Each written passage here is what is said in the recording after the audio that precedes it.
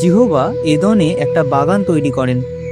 সেই বাগানের চারিদিকে অনেক ফুল, গাছপালা ও পশু পাখি ছিল।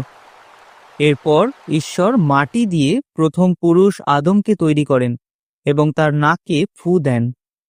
তুমি কি জানো এরপর কি হয়েছিল? আদম জীবিত ব্যক্তি হয়ে উঠেছিলেন। জিহোবা আদমকে এদন বাগানের দেখাশোনা করার দায়িত্ব দেন এবং সমস্ত পশু পাখির নাম দিতে বলেন। জিহোবা আদমকে খুবই গুরুত্বপূর্ণ একটা নিয়ম দেন।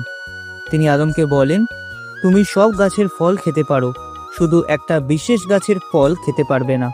তুমি যদি সেই গাছের ফল খাও তাহলে তুমি মারা যাবে। পরে জিহোবা বলেন, আমি আদমের জন্য একজন সাহায্যকারী তৈরি করব। তিনি আদমকে গভীরভাবে ঘুম পাড়িয়ে দেন এবং আদমের একটা পাঁজর নিয়ে তার জন্য একজন স্ত্রী সৃষ্টি করেন। তার নাম ছিল হবা। আদম ও হবাকে নিয়ে প্রথম পরিবার শুরু হয়। হবাকে দেখে আদমের কেমন লেগেছিল? আদম তাকে দেখে খুব খুশি হয়েছিলেন। তিনি বলেছিলেন, দেখো, জিহোবা আমার পাঁজর থেকে কি তৈরি করেছেন।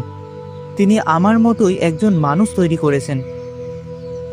জিহোবা আদম ও হবাকে বলেছিলেন তারা যেন সন্তানের জন্ম দেন এবং এই পৃথিবী মানুষ দিয়ে পরিপূর্ণ করেন।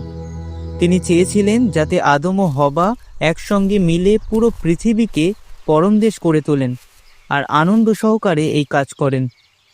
পরমদেশ হলো খুবই অপূর্ব এক বাগান, ঠিক এদন বাগানের মতো।